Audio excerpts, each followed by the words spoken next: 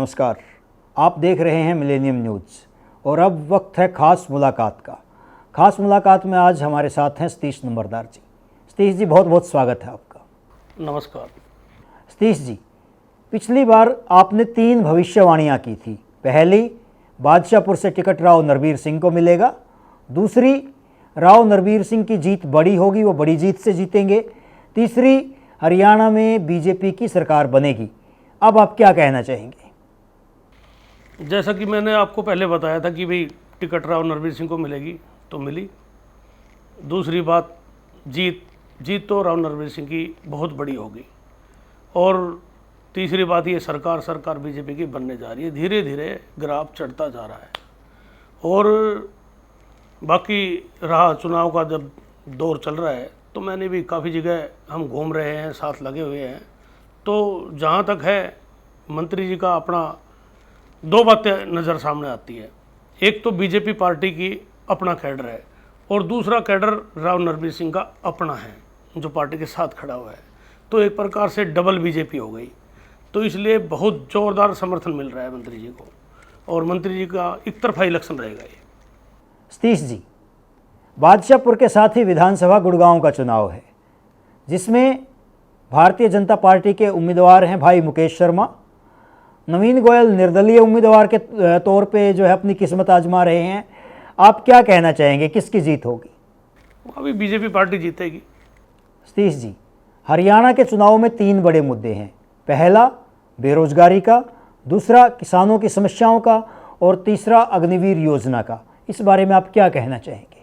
देखो, पहला मुद्दा आपने कहा बेरोजगारी में देखो 10 साल में कांग्रेस का जब राज रहा, हुड्डा का शासन रहा, तो करीब 86,000 बच्चे उन्होंने लगाए।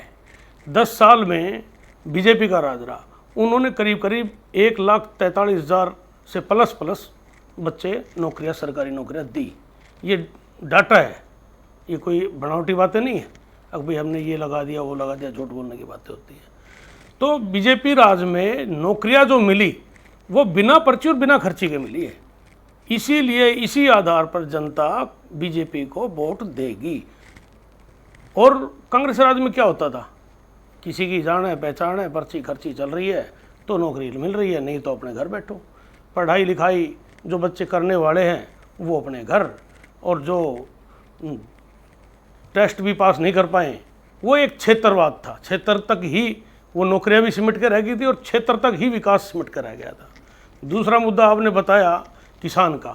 किसान के लिए हमारे प्रधानमंत्री ने कितना किया है। उनको प्रधानमंत्री जो निधि चला रखी है किसान, हाँ, वो खाते में सबके आ रही है, डायरेक्ट आ रही है वो, ठीक है। और ये 7 या 8 फसलें एमएसपी पे लेते थे। अब देखो बीजेपी सरकार में करीब 24 फसलों को एमएसपी पे लेते हैं और खरीदते हैं। ये नहीं जब किसान दर की ठोकरें खाता था, अनाज मंडी में पड़ा रहता था रातों रात। अब तो एक पोर्टल भी चला दिया है कि अपना QR कोड डाउनलोड किसान करेगा और जाएगा और फसल देके घर आ जाएगा। तीसरी बात आपकी रही अग्निवीर की। तो अग्निवीर के देखो, अभी लोगों की बात समझ में ये आ नहीं रही है कि अग्निवीर है क्या। देखो, अग्निवीर 10वीं पास करके जो बच्चा फौज में 4 साल के लिए जाएगा, +2 करके जाएगा, मान लो, वो वहाँ पे पढ़ाई भी होती है, वहाँ पे ट्रेनिंग भी होती है, और वो बच्चा जब वहाँ से वापस आएगा तो उसको पैसा भी मिलेगा, उससे वो अपना रोजगार खड़ा कर सकता है, नया काम धंधा कर सकता है। नौकरी में जाएगा तो हरियाणा सरकार ने कह दिया है हर अग्निवीर को नौकरी दी जाएगी तो दी जाएगी। भाजपा पार्टी, भाजपा सरकार जो कहती है वो करती है, कोई बनावटी बातें नहीं करती। सतीश जी, आप कह रहे हैं कि सरकार बीजेपी की बनेगी, लेकिन यदि विभिन्न ओपिनियन पोल्स की बात की जाए जो अलग अलग यूट्यूब चैनल्स पर और अलग अलग चैनल्स पर दिखाए जा रहे हैं, तो उनमें दिखाया जा रहा है कि सरकार कांग्रेस की बनेगी और भूपेंद्र सिंह हुड्डा CM होंगे। आप क्या कहना चाहेंगे? ऐसा है, चैनल पे तो अभी कुछ दिखा रहे हैं, 10 दिन पहले कुछ दिखा रहे थे, अब धीरे धीरे बदलाव शुरू हो गया है और सबको पता लग गया है बीजेपी पार्टी सरकार बनाएगी। कांग्रेस पार्टी कहीं भी सरकार नहीं बना रही है। इनके पास एक थोड़ा सा वोट कैडर खिसक के आया था दलित का, वो इनको अब पता लग गया है। शैलजा के साथ क्या किया, हमारी बहन है, वो पार्टी की बड़ी लीडर है, कोई हुड्डा से छोटी लीडर नहीं है। हुड्डा ने तो अपने ही गढ़ में हराया है, उन्होंने तो जाके सिरसा के उनके गढ़ में हराया है, वो उनसे बड़ी लीडर है और उनसे इनसे बड़ा वोट बैंक भी है दलित का। तो कहीं ना कहीं हाथ पहुंचती है, मान सम्मान सबको चाहिए। और कांग्रेस पार्टी का तो हमेशा का इतिहास रहा है, दलितों का कभी वो भला नहीं चाहती, कभी उनको आरक्षण खत्म करने की कहते हैं, कभी कुछ कह रहे हैं, कभी कुछ कह रहे हैं। तो ये इनका, इस पार्टी का कोई वो नहीं है, ना इनका कोई कैडर है। देखो 10 साल से 15 साल से इन्होंने कोई ना जिला अध्यक्ष बना रखा है, ना इनकी कोई कोर टीम है, नीचे कोई टीम है, तो इनका कुछ वो नहीं रहा है, जनाधार पता लग गया लोगों को सब। सतीश जी, आप विकास की बात कर रहे हैं। पिछले 10 सालों से भारतीय जनता पार्टी सत्ता में है, लेकिन आज गुड़गांव की सड़कों की हालत, यहाँ के खराब इंफ्रास्ट्रक्चर की हालत किसी से छुपी हुई नहीं है। तो फिर लोग आप पे कैसे विश्वास करेंगे कि विकास होगा? देखो 2014 से 19 तक राव नरबीर सिंह का राज था और सड़कों का ऐसा जाल बिछाया, अंडरपास राजीव चौक से बॉर्डर से लेके एमबीएस मॉल से लेके और मानेसर तक आप आगे तक चले जाओ, सारे अंडरपास, फ्लाईओवर, आपका सोना एलिवेटेड, द्वारका एक्सप्रेसवे, रेलवे के सारे ओवरब्रिज और सारे रोड जितने भी थे, दक्षिण हरियाणा में रोडों का जाल बिछा दिया था मंत्री जी ने। कॉलेज, स्कूल, यूनिवर्सिटी, मतलब इतने विकास कार्य किए 2014 से 19 तक। उन्हीं विकास कार्यों पे लोग आज मंत्री जी को वोट दे रहे हैं, क्योंकि उन्होंने वो जो विकास कार्य देखा वो 19 से 24 तक निर्दलीय विधायक ने कुछ किया ही नहीं, एक रोड ही नहीं लगाई, एक रोड़ी। सतीश जी, हम आपसे जानना चाहेंगे कि इस समय पूरे हरियाणा में चुनाव का क्या माहौल है?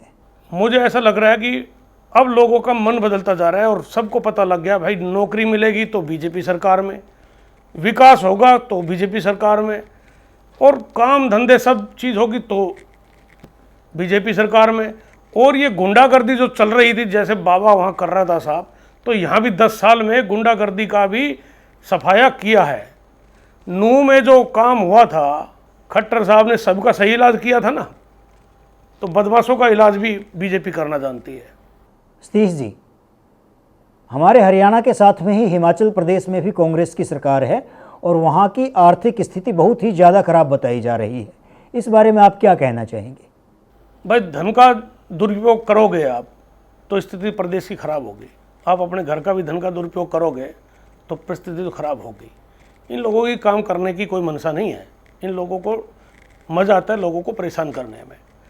अब ये देखो, हुड्डा सरकार में हुड्डा ने सेक्शन 6-9 करके लोगों की ज़मीन बिल्डरों को बिकवा दी और फिर सेक्शन हटा दिए, तो लोगों के साथ कितना बड़ा धोखा हुआ। सतीश जी, आप हमारे स्टूडियो में आए, आपने बहुत कीमती समय अपना दिया हमें, आपका बहुत बहुत धन्यवाद। नमस्कार, थैंक यू, धन्यवाद। दोस्तों, यदि आपने अभी तक हमारे चैनल को सब्सक्राइब नहीं किया है तो आप हमारा चैनल सब्सक्राइब कीजिए। यदि आपको इस तरह की खास मुलाकातें पसंद हैं और आप चाहते हैं कि आपके मन में कोई सवाल है जो हमारे मेहमानों से पूछना चाहते हैं, तो आप वो कमेंट बॉक्स में दर्ज कर सकते हैं। आप कमेंट कीजिए, आने वाले समय में आपको आपके सवालों का जवाब मिलेगा। यदि अभी तक आपने हमारे चैनल को सब्सक्राइब नहीं किया है तो आप सब्सक्राइब कीजिए, और यदि आपको ये वीडियो अच्छा लगता है तो अपने दोस्तों के साथ इसको शेयर कीजिए। देखते रहिए मिलेनियम न्यूज़। Thank you. जय हिंद, वंदे मातरम।